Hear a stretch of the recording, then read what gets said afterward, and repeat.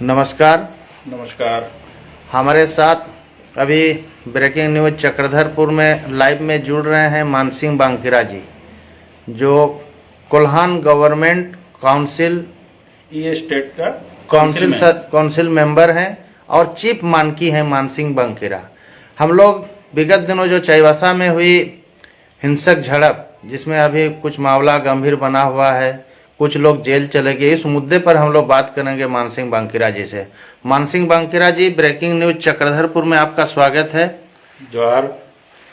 विगत दिनों जो चाईबासा में हिंसक झड़प हुई जी, जैसे आप बता रहे थे कि अलग देश का कोई मामला नहीं है, नहीं है। उत्पन्न कैसे हुआ? कोई अलग देश का मामला कैसे आया? ये अलग देश का मामला और जो हिंसक झड़प हुई, इस पर क्या मामला है बांकीरा जी? हाँ, तो मैं बताना चाहूंगा कि थोड़ा से इसको बताने से पहले सबसे पहले तो मैं इस घटना की कड़ी निंदा करता हूं।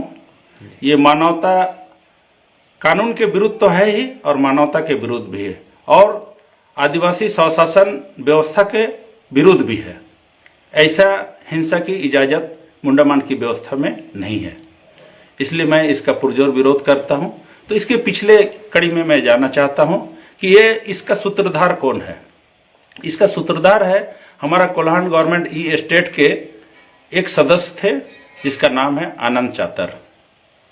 वो जो है हमारे स्वर्गीय रामो बिरुवा के बहुत करीबी रहा करता था, लेकिन उनके क्रियाकलापों से जो है काउंसिल मेंबर लोग हम लोग बहुत परेशान हो गए और रैयत लोग भी सब परेशान होने के चलते उसको जो है हम लोगों ने उनके मनमानी के चलते हम लोगों ने उसको काउंसिल में सर्वसम्मति से जो है ये निर्णय लिया गया कि ये हमेशा अपना मनमानी करता है, इसलिए ये दिनांक 24/11/19 को काउंसिल मालिक इन काउंसिल की सर्वसम्मति से श्री आनंद चातर को अस्थायी सदस्यता एवं काउंसिल सचिव पद से अगला 6 महीना तक के लिए हम लोग हटा दिए थे। पहला स्टेप लिए थे। उसके बाद में भी इनका जो है क्रियाकलाप ऐसा ही रहा, हम लोग को सुनने को मिला। एक बार मानसिंह जी, जो आनंद चातर के बारे में बताइए, कौन थे? माने जो हमारे साथ लाइव में जुड़े हैं काफी लोग, तो आनंद चातर कौन थे? ये आनंद चातर वही तो बताए कि रामो बिरुवा जो थे हमारे खेवड़दार संख्या 1, जिसको हम लोग मान के चल रहे थे, जो रामो बिरुवा जो जेल के अंदर में जिनकी मृत्यु हो गई, उनके बहुत ये करीबी थे, सचिव थे। वो लिखा पढ़ी यही करते थे, है ना। तो यही करते थे, तो वो काउंसिल मेंबर में थे और सरदार मानकी थे वो। अच्छा, सरदार मानकी है जी। तो उनका आए दिन कुछ ना कुछ वो इंडिविजुअल डिसीजन लेता था। काउंसिल में जो डिसीजन हम लोग लेते थे उसके अलावा अलग व्यक्तिगत अपना डिसीजन लेते थे, है ना। तो ये इसी के चलते जो है हम लोगों ने उसको मतलब एक नोटिस दिया कि आप ये सब क्रियाकलाप क्यों कर रहे हैं, लेकिन किसी का कोई जवाब नहीं दिया। बोला हम अब अपना अधिकार क्षेत्र में ये सब कर रहे हैं, हम क्या कर रहे हैं, गलत तो नहीं कर रहे हैं, मुंडा मानकी का बहाली कर रहे हैं। उसके बाद जो अभी हम लोग का जो है व्यवस्था में जो है पुलिस प्रशासन, मतलब जैसे पुलिस प्रशासन जैसे हम लोग जैसे डकवा रखते हैं, मतलब मुंडा लोग का जो पुलिस होता है जो कहीं भी जाने से ग्राम सुरक्षा का हिसाब से, इसका बहाली तो हम लोग कर सकते हैं, नियम तो है, लेकिन इसको जो है ये अलग ढंग से जो है कर रहा था और वाराणसी के नाम से जो है टीचर का बहाली भी कर रहा था। हालांकि लिखित ये सारे जगह दिया है।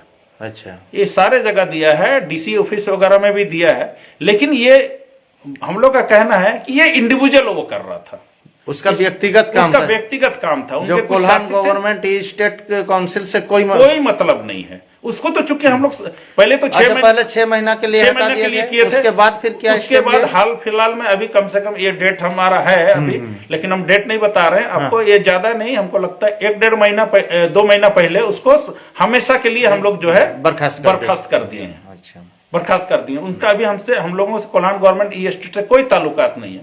और दूसरी बात, मैं अब प्रशासन और आम जनता को बताना चाहता हूं कोल्हान के कि अभी कोल्हान गवर्नमेंट ई स्टेट का कोई भी गतिविधि हम लोग का प्रशासन के प्रति या जनता के प्रति अभी नहीं है, क्योंकि हम लोग के ऊपर में जो मुकदमा बिंदी बसा खुटपानी में जो हुआ था रामो बिरुवा के साथ, जिसमें 45 व्यक्ति थे, वो न्यायालय में जो है विचाराधीन है और अंतिम स्टेज में है। अच्छा, आप लोग के साथ जो हुआ था जिसमें मैं भी आरोपी हूँ जी, जिसमें मैं भी आरोपी हूँ, है ना, उसमें सारा चीजें जो केसकारी है उसने भी अपना बयान दिया है ना, और उसके बाद सारा बयान हो गया, अभी अंतिम स्टेज में है केस। अच्छा। और हमको लगता है 3-4 महीने के अंदर में वो केस खत्म हो जाएगा। अच्छा। उसमें कुछ भी नहीं है, लेकिन उस समय भी ये मीडिया कर्मियों का गलतफहमी बोलिए या प्रशासन का गलतफहमी बोलिए या सरकारी तौजी मुंडा जिसको अभी हम लोग बोलते हैं, जो बत्ता ले रहा है, इन लोग का षड्यंत्र का हम लोग शिकार हुए थे। अच्छा। कि ये लोग जो है गलत कर रहा, अलग देश मांग रहा है ना, अलग देश का अलग देश का मांग ही नहीं है, मांगे नहीं है। हाँ, ये हम लोग को मिसगाइड किया गया है। उसमें वो लोग प्रशासन को ही सूचना दिया कि लोग अलग ये मांग रहा है, जबकि हमारा कहना है ये, और व्यवस्था में भी है, कोल्हान गवर्नमेंट ई एस्टेट आज आपको बता दे रहे हैं, आज भी जो है ना खतियान सब में आप देख लीजिएगा कोल्हान गवर्नमेंट ई एस्टेट का जो है लिखा हुआ है। तो आज हम लोग बोल रहे हैं तो कहां से हम लोग गलत बोल रहे हैं? हम अब पुराना खतियान देख लीजिए, नक्शा देख लीजिए, पर्चा देख लीजिए, उसमें खेवटदारी शब्द है, खेवट नंबर 1, खेवट नंबर 1, उसका खेवट नंबर 2 मुंडा, खेवट नंबर 3 मानकी पिड़का, ये सारा चीज है, रैयत है। ये सब गया कहां? ये लोग कहां चले गए? खतियान में आज हम लोग मौजा का जगह में गांव लिख रहे हैं जी, वार्ड नंबर लिख रहे हैं, ये शब्द कहां से आया? तो आज प्रशासन को समझने की जरूरत है।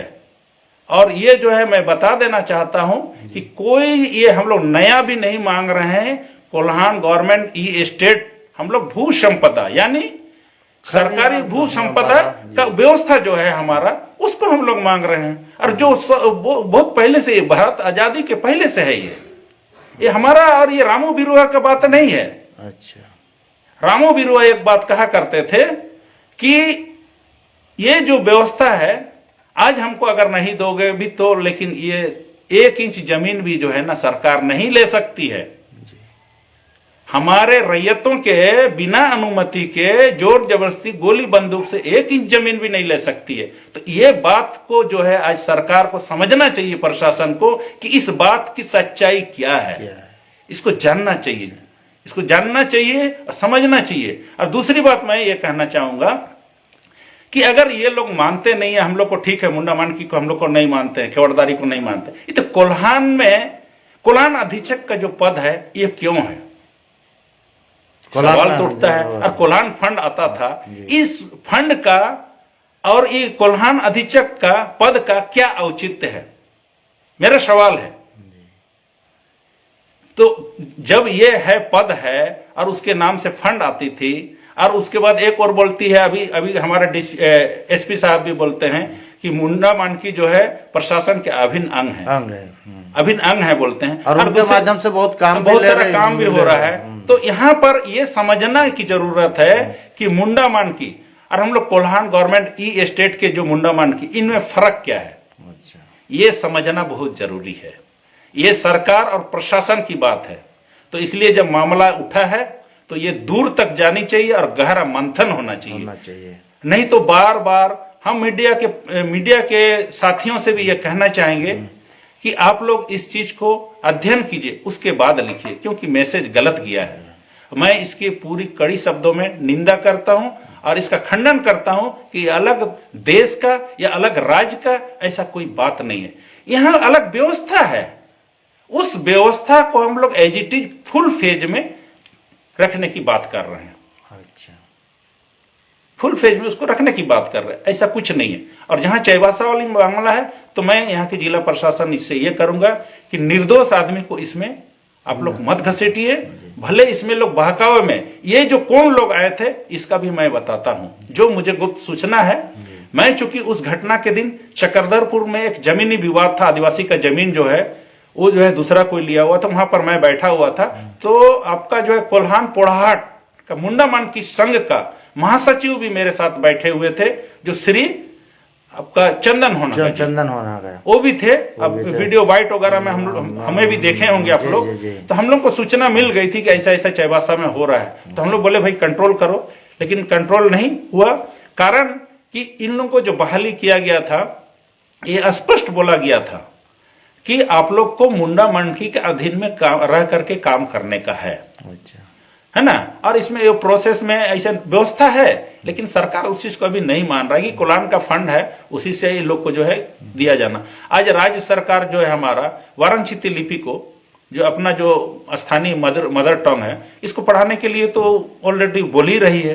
तो ये हम लोग जो किसी तरह से बहाली हो रहा था, लेकिन उनका निजी मामला था, ये निजी मामला था आनंद चातर का। इसमें हम लोग का कोलान गवर्नमेंट ई स्टेट का या हम लोग का जो टीम का कोई भी योगदान नहीं है। जो जैसे हमारे स्वर्गीय रामो बिरवा जी का नाम जो स्थापना की गई थी, ये स्टेट इससे आनंद चातर का ये जो मामला हुआ है, हिंसक झड़प जो भी हुआ है, ये जो बहाली कर रहे थे, इसमें कोई संबंध नहीं, कोई संबंध नहीं है, दूर दूर तक का संबंध नहीं। और अभी आप जैसे बता रहे थे कि भाई हेमंत सिंह जी की ये मामला न्यायालय में विचाराधीन है, इसीलिए आप लोग का अभी कोई एक्टिविटी नहीं है। हम लोग बैठ रहे हैं, लेकिन हम लोग कोई इसका एक्टिविटी नहीं है। हम लोग इसको वॉच भी कर रहे हैं, अभी उसका इंतजार कर रहे हैं। अभी जो इतने लोग फंस रहे हैं, इस पर बहुत साथियों ने हमें फोन किया था कि भाई इन लोगों को आप बचा लीजिए। तो मैंने एक ही चीज बोला कि देखिए हम लोग चातर जी को बहुत मना किए, बैठाए भी, साथियों को बैठाए भी, और उसके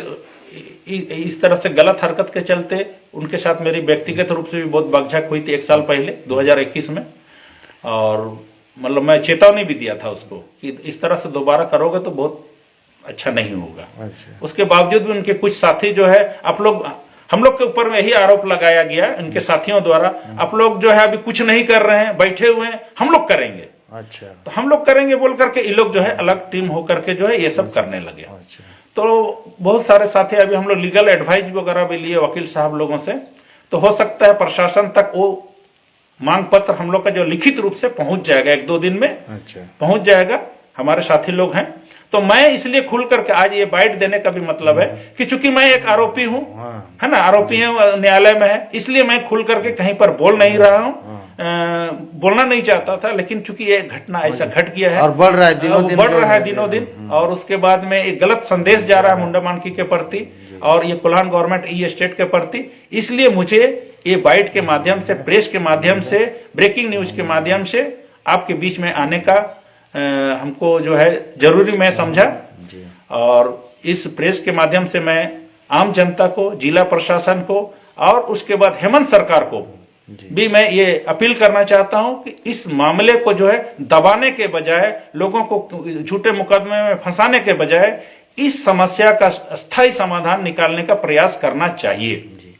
अच्छा, ये अभी जैसे आनंद चातर जी की गिरफ्तारी नहीं हुई थी, दिनों दिन किसी न किसी की गिरफ्तारी हो रही है। आपका जिला प्रशासन से क्या डिमांड रहेगा, पुलिस प्रशासन से का? आप जो निर्दोष अभी बता रहे थे कि निर्दोष भी इसमें फंसते जा रहे हैं, मामला संगीन बनते जा रहा है, मामला गंभीर बना हुआ है, लोगों में आक्रोश भी देखा जा रहा है, क्या बात है इस पर? इस पर देखिए एकदम जो है आनंद चातर एंड टीम, उनके साथ 5-6 आदमी जो हैं जी, ये लोग जिम्मेदार हैं।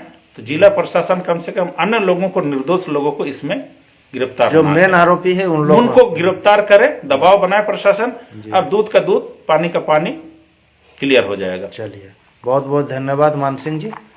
जोहार, धन्यवाद आपको।